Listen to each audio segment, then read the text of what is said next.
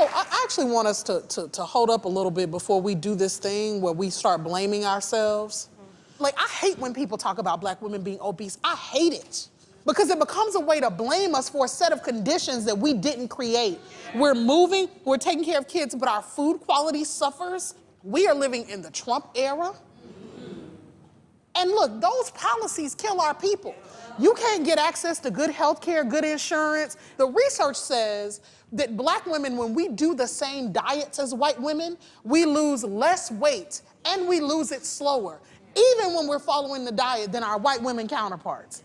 And what public health practitioners think is that our stress responses in the body change our metabolism. It's literally that the racism that you're experiencing and the struggle to make ends meet actually means the diet don't work for you the same.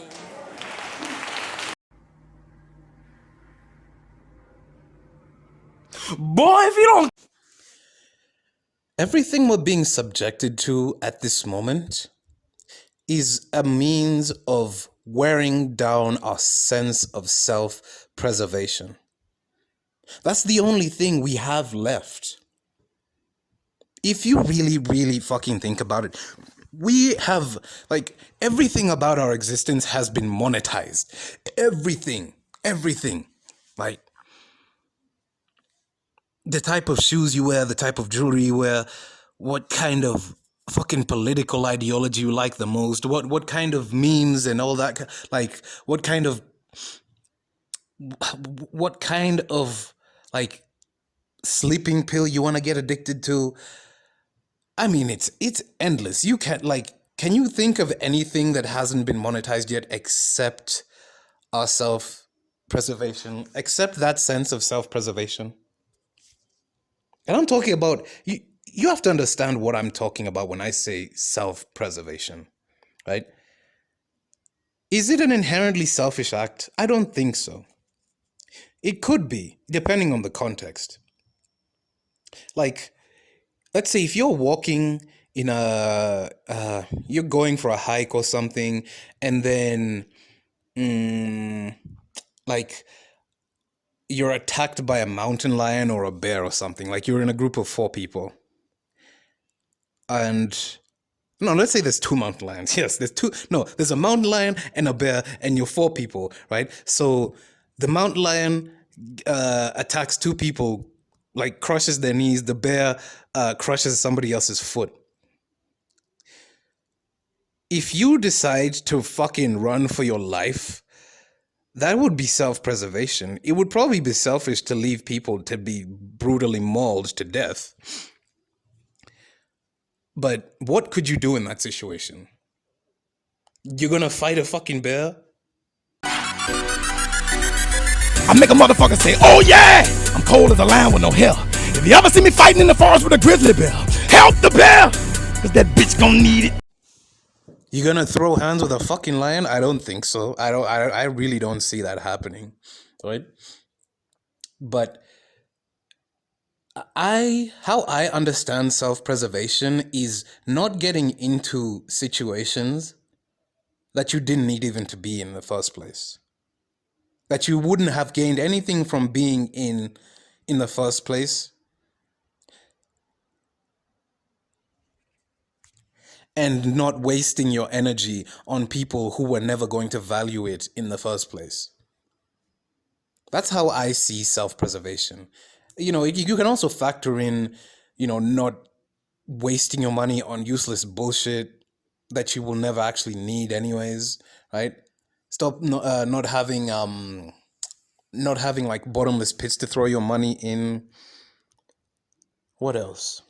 Not attaching yourself to any sort of socially contrived value, so externally socially contrived value kind of thing. You're not trying to fit in, right? Not trying to fit in is a brilliant way of self-preservation, right? Because the people you're trying to fit into hate them. They hate their fucking selves. The only thing they fit into is the lies that they've been able to believe.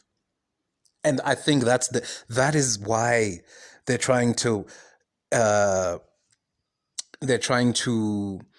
eradicate this self-preservation, because it's the last sense that they really haven't been able to strike at. If they want to make you angry, they'll push content in front of your face that'll make you fucking angry. If you want to make you sad, the same thing. If they want to make you happy, if they want to make you horny, they want to make you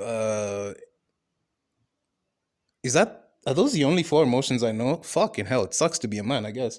What else? You name it. Jealous. They have strategies for every single emotion that we have, except self-preservation. I mean, if you already have a sense of self-preservation, that is, everyone does. Every fucking one does. Honestly, even if you're a fucking simp, even if you're an incel, even if you're a self-described alpha male, whatever, everybody has it, right?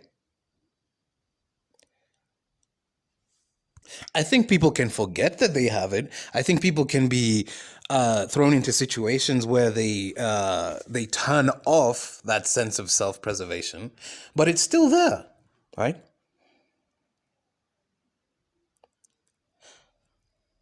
Think about how your own sense of self-preservation has saved you a world of issues in the past year alone, in the past 6 months alone, maybe in the past month. It's the one thing that has stuck by you, regardless of how you felt during all that time. Because you could be operating in a selfish manner, you could be operating in a deceptive, like backstabbing kind of manner. That's just being selfish. And especially toxically selfish, right? Because you're manipulating other people. Like I guess this is probably what narcissists do, right? They have no personality. They have really, I don't even know. They have, like, it's so hard to describe that mind state, but they have no personality really. So they depend on other people to reassure them that they are the best thing that's ever fucking happened to the planet, right?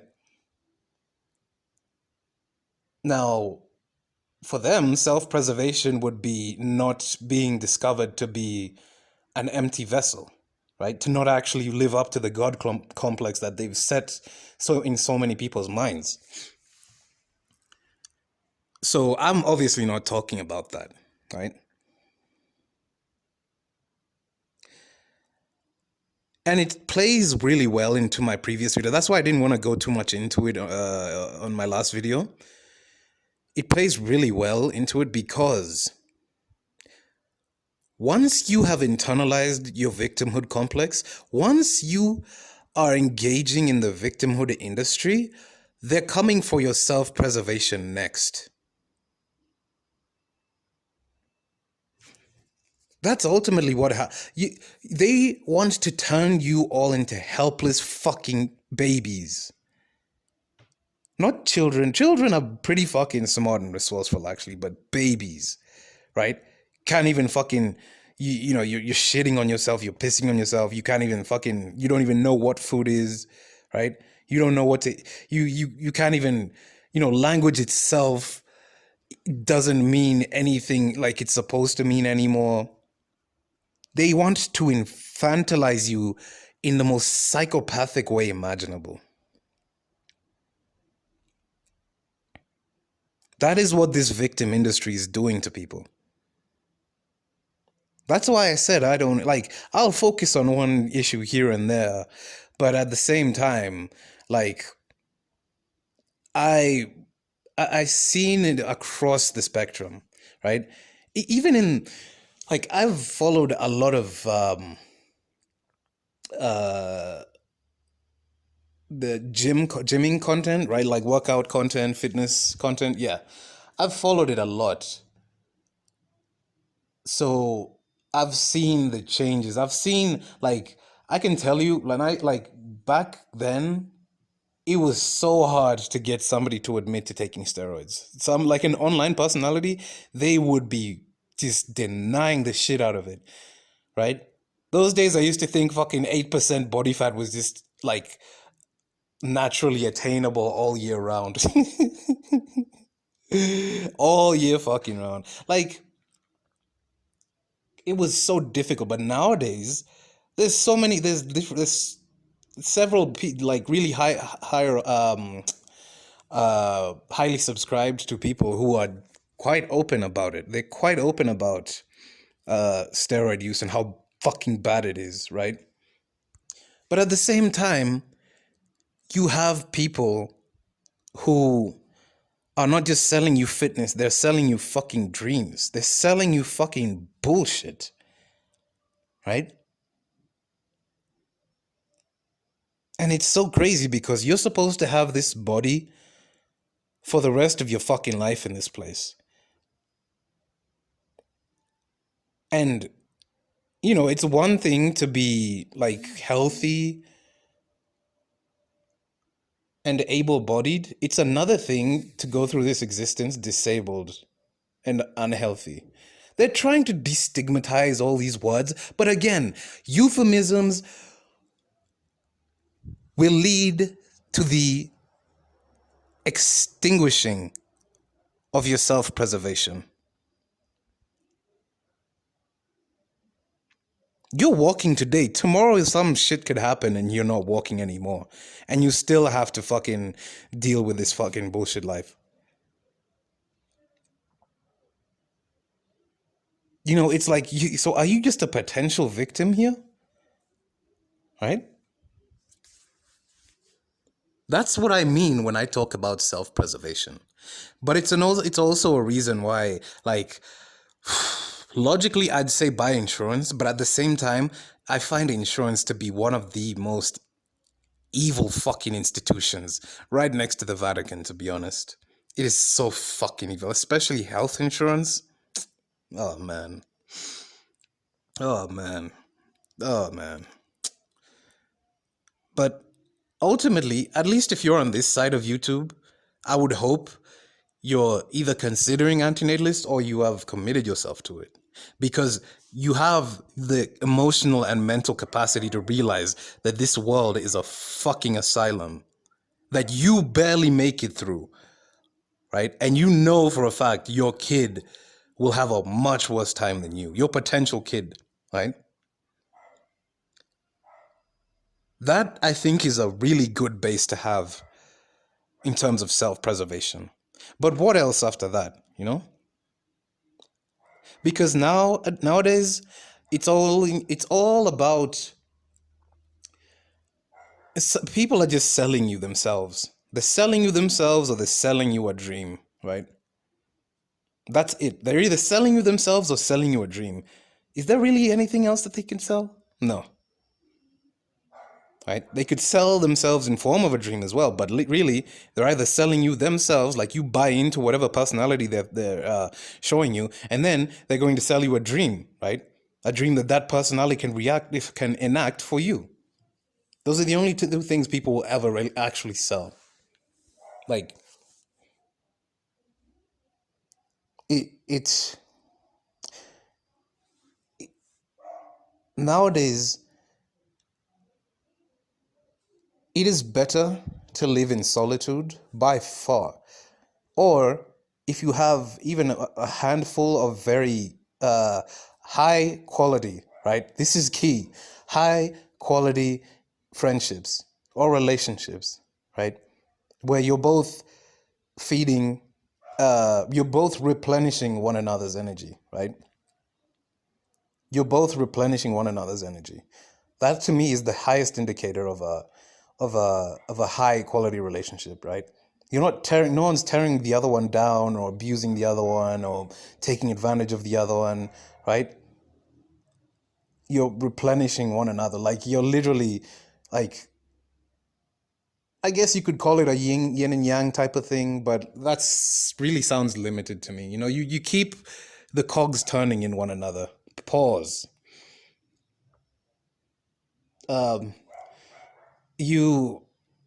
If you can't find them, it's fine. You know, it's fine. Because I think the concept of the wilderness itself involves you understanding why if you want to have them or if you don't want to have them, and you can explore the reasons why, right? At least this is why I say men are formed in the wilderness. Your wilderness can be anywhere, right? Even if you live in a city, it's called a concrete jungle, isn't it? Fuck. In fact, a jungle is more. A jungle is safer than a fucking city, to be honest.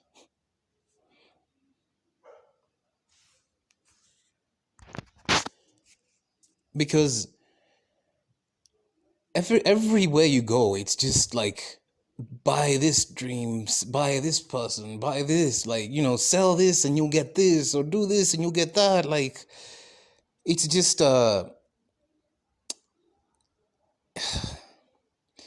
it's like,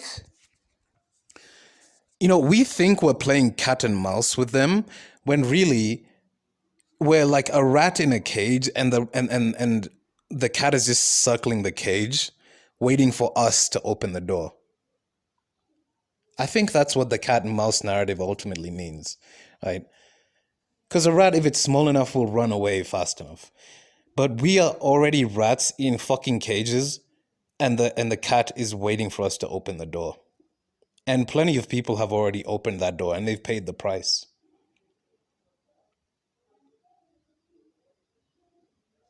You know, don't... You see, this is why I bring up how obesity is a national security threat. And it's so amazing to me that something has to be a national security threat for it to be a national fucking issue like that. Like a fucking, I don't even know what I'm saying at this point, honestly. Because I'm just so, and I'm somebody who literally grew up, like, I'd say from ages 8 to about 15, I was pretty fat, but I was never above 100 kgs. I was probably like 94, around there. Then, yeah, from age 15, I started going to the gym. Yeah, was it age 15? Yeah, age 15 to about age 20, I would be constantly working out, constantly, right? Then from ages, 21, actually, yeah, 21. Then now, for the last 6 years, I've been on a 6-year bulk. I've been on a 6-year bulk, you know.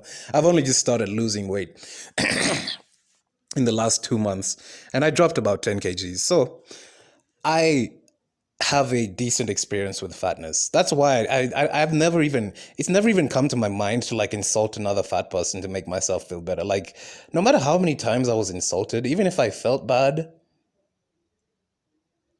I would pity the person more. Like, deep inside, I would pity them more, because it's like, why do you have to insult me like that? What's wrong with you? You know, I understood that intuitively, right?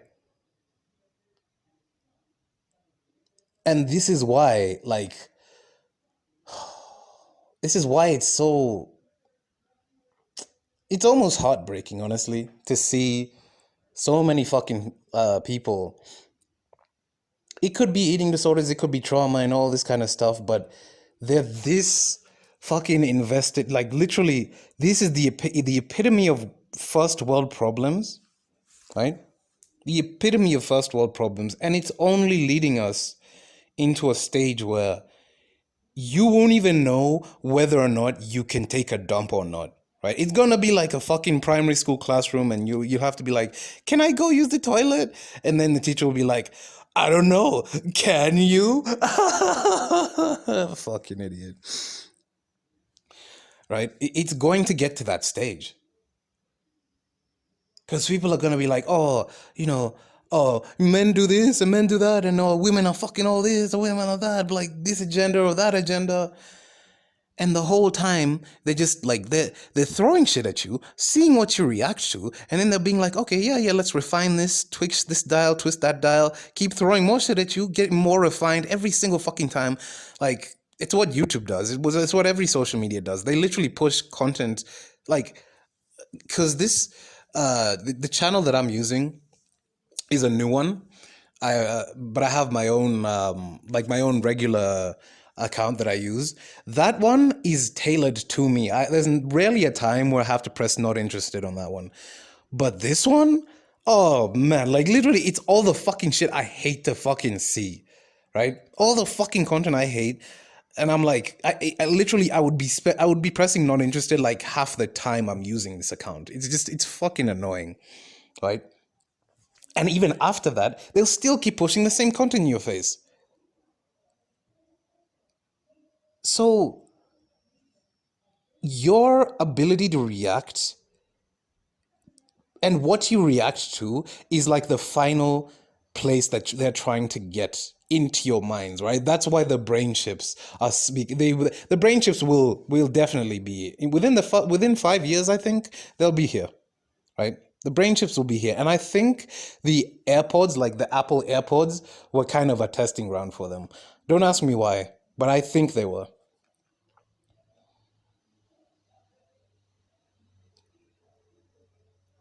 So be careful about what you react to, right? I know this is funny coming from me because my entire channel is basically just rants, but at the same time, it's more like I have to know whether or not I'm the only one noticing this type of shit, right? I have to know that this place is as fucked as I imagine it to be, you know?